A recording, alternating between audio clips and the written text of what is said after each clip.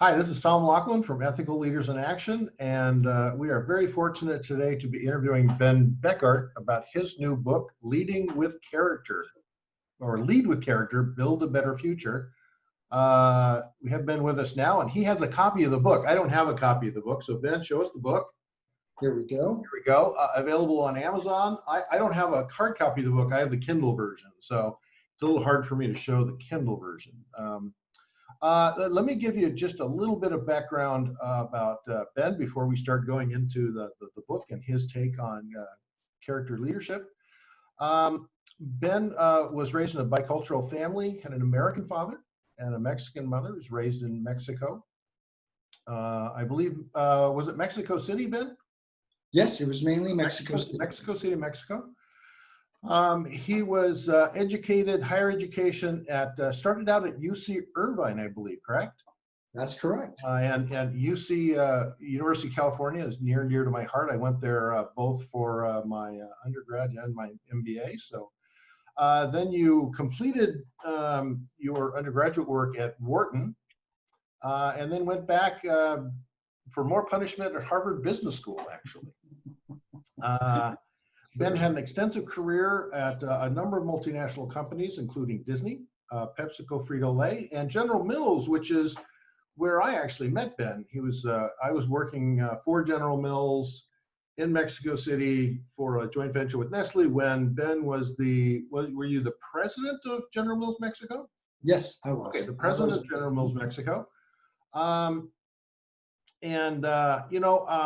We had kind of touched base once in a while on and off, and recently I reached out, and it turns out that for myself, after 20 years of doing leadership development work, turns out Ben had decided to do the same thing. So I was very excited to hear that. We've had some terrific conversations, and I actually reviewed his book, did a short analysis of it, which I do with various leadership theories. We will publish that as a blog, which will include this video. So if you're seeing the video on YouTube or one of our websites, and you would like to read the summary, we will make sure that on the websites and in YouTube and everywhere else, we have a link to that blog and that analysis of his book. But since we have him here live in color, let's dive in and talk a little bit about his book and about character leadership. So Ben, talk a little bit about, you're not a leadership theorist. You are a leader and an executive, and talk a little bit about your process of this character leader emerging and this book coming out of you.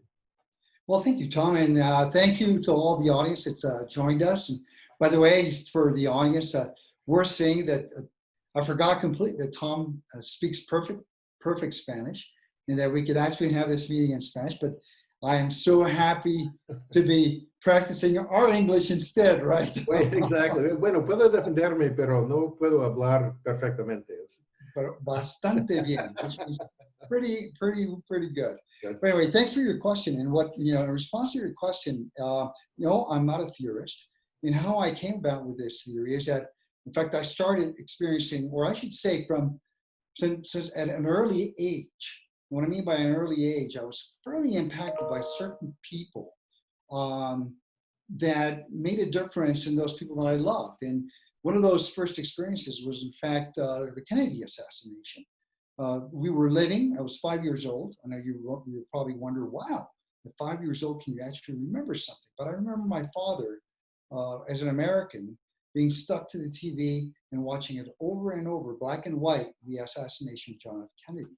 They got me thinking, what does this man represent to so many people that it's such a shock?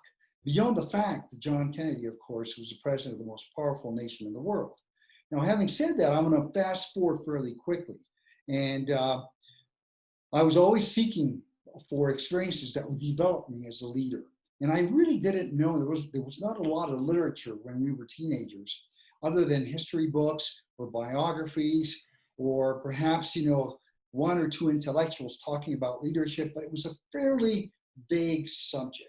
Mm-hmm. And it wasn't until, not even during my undergrad at Wharton, but finally a little bit during Harvard that we had some classes. And in fact, rather than talk about leadership, they used to call it power of influence, power in influence. In fact, that class was taught by John Cotter. Again, moving fast forward on this, interestingly enough, once I started joining organizations, these multinationals, I was chosen amongst other people to join the leadership training programs. And I thought, wow, finally, we're going to be talking about leadership training program within a management context or within a corporate context. And of course, by the way, it's very important also to notice that leadership have been taught, or we've been talking about leadership in, for example, military settings.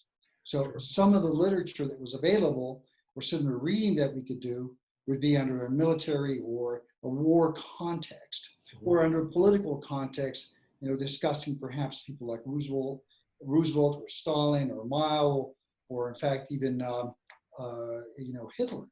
So again, so here we are finally in a setting about leadership, and what I see is that we're being taught about leadership competencies. To tell you the truth, I was quite intrigued about it. I very much got very involved in developing the different competencies that I thought I needed to, in fact, fine-tune. Some I had to strengthen and fine-tune, and others I really believe I had to work on, Tom, because I was weak on them. And I was trying very hard to develop on all of them. However, I felt there was a huge void. There was a huge void because there were some traits that I had read about in literature, or that I had read about in military theory, or that I had read about in biographies, but most importantly, that I have observed in leaders in different fields, whether they were military fields or political or academic or even in business, that were not being taught or that we were not really focused on. And those had to do, believe it or not, there was some overlap, for example, setting an agenda, which means defining a vision and formulating strategy.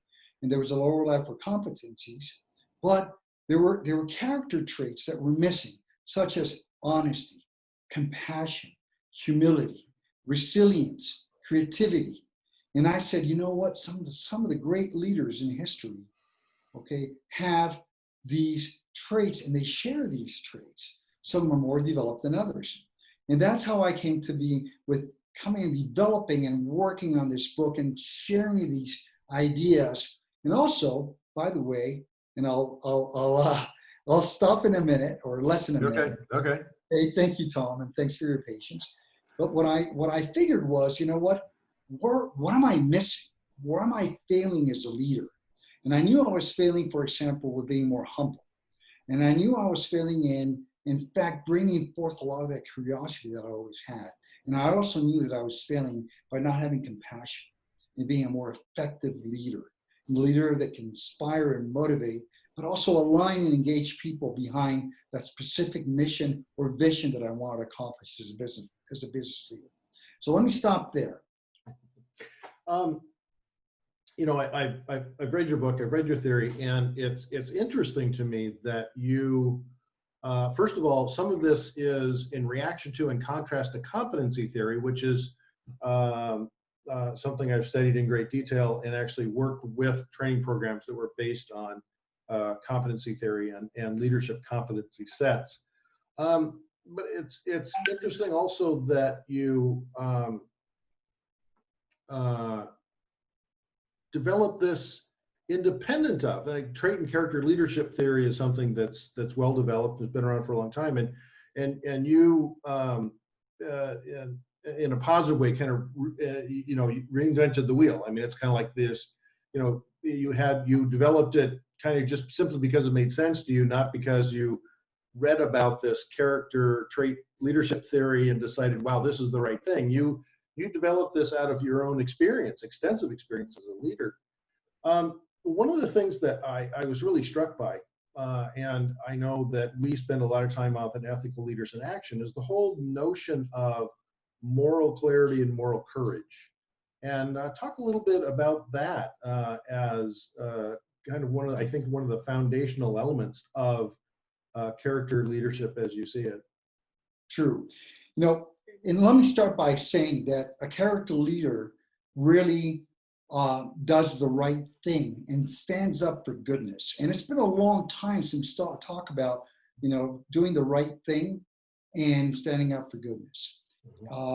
So in a nutshell, I mean, it really is, we could say it's about ethical leadership, to be a character leader.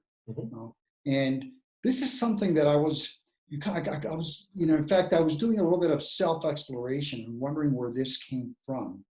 And, Tom, I don't really know where it came from. I think it's a combination of experiences, a combination of upbringing in the family, a combination of what I saw, with my father and my mother, how they, in fact, behaved amongst each other. There was trust, dignity, and respect in the relationship as people and as a couple, very important. There was a strong sense of honesty. It was, quite inculcated as I was a kid. And I can tell you that as a child, I had a very good sense of what was right or wrong. Even when I misbehaved, I had a very good sense of, I knew, okay. I knew it was wrong. I did wrong, but I knew it was wrong. So yes. So I made a choice, which is very important. And I think a lot of us, do have it. I'm not quite sure that we all inherently have a sense of what's right or wrong. And a lot of us think that it's the environment that makes us a wrong person, or it's an environment. I've seen people that were perhaps raised or were born and raised in very difficult, and very, how should I say, environments where doing right and standing up for goodness is not really the norm. However, they are good people.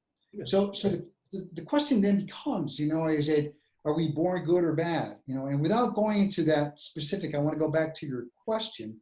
I was quite, I do believe that, and one of the things that that resonated with me when I saw transcendental leaders in history and, across different fields. It doesn't have to be only in management or in politics or in academics or in the medical field. It's in every field we find these leaders. And what they have in common is a very strong sense of ethics. And they transcend because they are always thinking about what is the right thing to do and how to stand up for goodness. And I think it goes back to the golden rule, Tom, of, don't ever do upon others what you don't want them to do upon you. Yeah, exactly. Okay. And it's kind of universal in I would say it's universal in most cultures. And if we can talk about most religions, if you may, and more let's call it spiritual disciplines.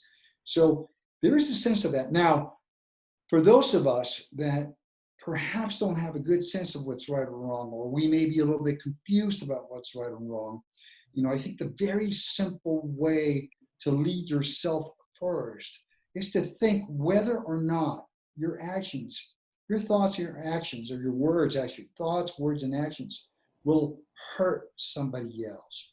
By the way, and beginning with hurting yourself, we got to remember about that. Leadership is about developing the self, Tom. And that ethics, or that grounding in ethics, and you're right, has a lot to do with moral and has to do a lot with ethics, has to do with not doing harm to you and not doing harm to your fellow being, okay? And not in a spiritual sense or in a religious sense, but truly in a humanistic sense, okay? So let me stop there, and we can dig deeper if you like, but that's where it comes from. I'm going to take us into, I'm going to add an element to what you're talking about, and to, if we can talk about that a little bit. And the element, you talk about yourself and others. And one of the things that I find in all the work I've done with leadership is there's another piece, and the other piece is relationship. And so when we talk about morality and ethics and trust, those are the foundations of relationships. And the fact is that if you accept that leadership is a relationship between a leader and a follower, or between leaders and followers, or just between people, between leaders and leaders, part of the reason for that, I believe, and I'd be interested in your thoughts on this, part of the reason for the importance of ethics and morality is those things are the foundation of trust, which is the foundation of a relationship, which is the function of leadership. True. So So you want me to tell? What I'll do is elaborate on that. It's interesting because yes, under that assumption and under that framework, and let me address it. Um, Leaders, at the end of the day, are are people who inspire or influence others. And I'm a true believer that any of us and all of us can be leaders. And even if we don't want to, our gestures, our words, our actions are making a difference and impact in different, in different. Maybe especially if we don't want to. Especially if we don't want to. Sometimes we're completely unaware of it, and whether we want to establish a relationship or just the sole interaction, somebody's observing our gestures, okay? Even if we're not in a leadership role, we're creating an influence. It could be a negative or a positive influence. We can motivate that person in a positive or negative way, but you're right, there's definitely an interaction. And that interaction really depends on, and this is where leadership with character, or a character leader makes a difference. Because what I'm saying is a character leader will always have a positive impact and a positive inspiration, a positive motivation with that other person that they interact with, or that group of people, or with that group of stakeholders that they interact with, Tom. Okay, as opposed to a leader that has a negative impact. Now, all of us as leaders, by the way, will have some, we'll have positive and negative. Hopefully, the net balance will be a positive one. But there are leaders in history, as you well know, that have great relationship and a great interaction with nations. And examples of that are Hitler, okay, or even Fidel Castro. Mm-hmm. So there is a relationship and there is a trust, okay, because of that nation. There's a trust towards that leader, okay, or we could argue that relationship was established based on fear when that leader becomes, a tyrant. So, but there is a relationship, and we cannot deny that that person is a leader. And we can bring up some examples today, but I know we want to keep this away from actual politics that we're living in today's world. So, but I will, unless you want to delve on it, I don't. But I also want to not debate, but at least have you and everybody who's listening to us reflect on this issue. It's interesting because I had this discussion with one of my alum in San Antonio, and he said, Ben, it's interesting because you can only be a leader if there's other people around. And I said, that's interesting, because otherwise, how would people, or you can always be a character leader if there's only people around, because your definition, you will be defined by your actions by those other people. Mm-hmm. And I said, yes, I completely agree. There's got to be that, and there's got to be a relationship. However, what happens if you are actually alone in an island? The question then becomes, can you be a leader?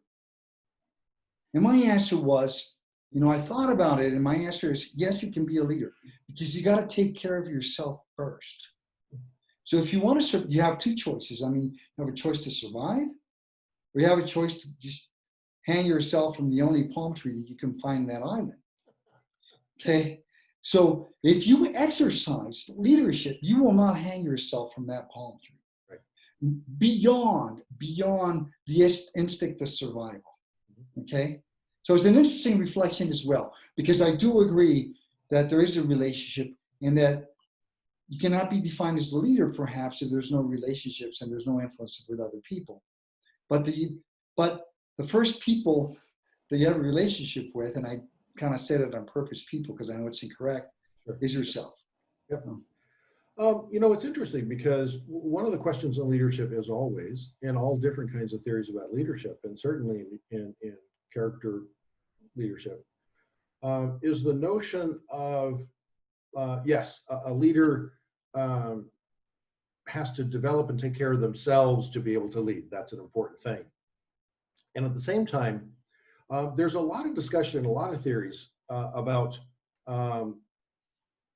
if the leadership is self-centered on the leader as opposed to externally extended. Is the leader most concerned about themselves, or are they most concerned about the world and their impact on the world? And so talk a little bit about that kind of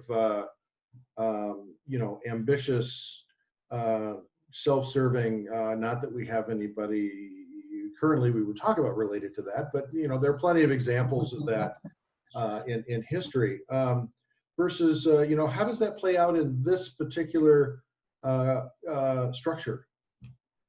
No, I love the question because it's not only a fair question, but it's one that we should reflect upon. And my very simple and quick answer, but I will elaborate a little bit on it too, is that, Tom, if a leader who is selfless in his gestures and his actions, okay, and his record, and what I mean by selfless is really placing the interest of others before his or her own interests, will define or will give you the answer to what you're asking.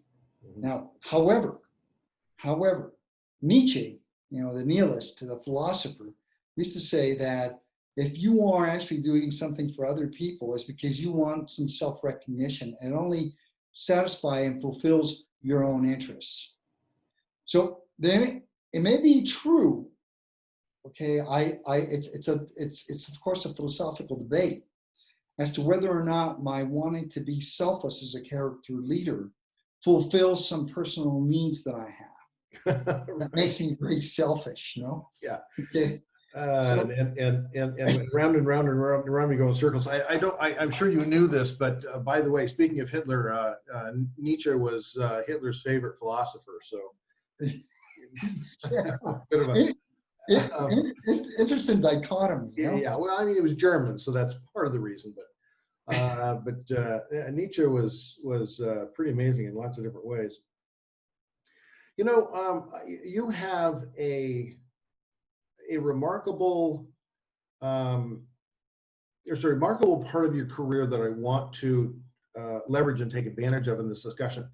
And that part of your career is you are fully bicultural, bilingual. You spent a significant amount of time working in executive, very responsible positions in Latin America, in countries where corruption was the norm. Corruption was an institutional, a part of the institutions and a way of doing business. And we could have a 6-hour conversation about corruption, but the part of it that I'm most interested in is, what was your experience? And then what would be your advice for people who are trying to maintain some kind of solid moral compass in an environment where that's not only a temptation, but in some cases an expectation? Yes, Tom, and it's interesting. I've had this question that several people have asked this question, and I'm sure. To me, it's a very simple answer, but I'm not going to simplify it because, there are a lot of shades of gray. Corruption, let me just start by saying that corruption is not right. To participate in corruption or to fall into corruption really is to yield to our beastly instincts at the end of the day. And it doesn't move our existence as a human race forward. On the contrary, it really brings us down, it brings us back. Corruption benefits few, as you well know. Corruption, I'm trying to put I'm sure most of our audience understands what corruption is, but corruption does harm a lot of people. Yes. To benefit very, very, very few. Yeah, the biggest thing is that it does harm. That corruption does harm. It does harm in many, many ways, and people can argue forever. And there's strong evidence, not only by the World Bank, by the United Nations, several studies that can demonstrate this. But we can also take it to a specific community and show you how this can actually generate, let alone less economic growth and less a poorer allocation of resources, but it also can be a generator of crime. So having said that, when you are clear, like I was clear as a leader, that I will not yield to corruption, things can take longer, and that's a choice I made. So things meaning getting my strategy or the initiatives of a strategy executed would sometimes take longer. And sometimes it would be more costly in the short term. But what was very clear is that if you kept, let's say, if you stood up against corruption, the environment very quickly detects that, okay? And yes, the environment will attack you a lot of times. They will attack you, okay? Or they will understand that that's your position. And maybe they'll make it very hard for you to move forward, but at least they'll understand that you will not stand up, you will not fall into the corrupt practices, okay? And when I mean too about corruption, and you gotta realize as leaders very hard, I can give you a lot of examples, but there was a point in which for the longest time, and in fact, as a habit, I didn't even have pictures of my family on my desk. Yeah. And one of the reasons, Tom, is because in fact I broke a lot of corruption rings. Okay, I was threatened. My life was threatened, and my family's life was threatened. Sure. So you do have to take. So the consequence can go all the way to personal integrity. Now, I do want to share something with you and the audience. Okay, this is something that I'm not proud of and I'm ashamed of, but it's important to share. There are times, okay, when, and people will argue with me and they say, well, it's impossible to do business or it's impossible to do something in a place that's so corrupt. And I will argue, no, it's not impossible. It just takes longer. It's more costly. There are times, however, as a leader or as a business leader, as a president of the company, you have to make decisions, okay, that may, in actions that may involve corruption. And I'll give you an example. I had a sales meeting, okay, that had gone on for 3 full days, and we were breaking out on a Saturday. And I remember sitting with the entire sales force, and one of the sales guys, and by the way, this was at General Mills, you know, we had no alcohol, there was no drinking. I saw this salesperson leave, as well as all others were leaving. And they were all leaving. Some were taking flights, others were driving. And this person was driving home. It was about 4 or 5 hour drive. And what happened is this person actually ran over an indigent person, an indigent individual on the highway. Now, I knew this person had not been drinking. I knew this person was on a toll highway. And what was going to happen is that this person, by the way, was taken in to custody, was thrown into jail. And as things go in these countries like we are in Mexico, they were going to keep him in jail. By the way, sorry, it wasn't Saturday, it was a Friday. So they keep him in jail Friday, Saturday, Sunday, and not till Monday. Okay. I made the choice, Tom, out of my own pocket, by the way, to pay, all right, the individual. As you know, we have the Ministerio Público, which is a little difficult to translate, to explain, so I won't go into it. But I personally sent money out of my own pocket, out of the company's. So we got this person out of jail.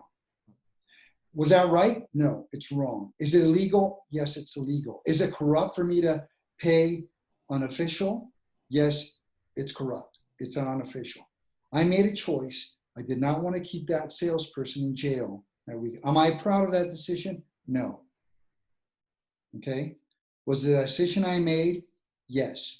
Now, I've had situations where the salespeople were drunk, ran over people, and I left them in jail too. Okay. So I'm giving you an example. Now, what's important is that you acknowledge the fact, in my mind, it's very clear when you're doing something wrong and illegal. I knew I was doing something wrong and illegal. However, I also knew that if I didn't do that, that person, I could not.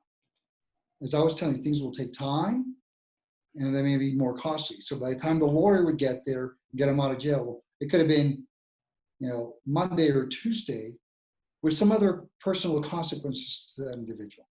Yeah. I'm not justifying it. I'm just simply explaining a situation, but it doesn't make it right. You know? Yes, it sounds to me, as you talk about it, that you made a conscious choice, accepted responsibility for it, and you would probably make the same choice again.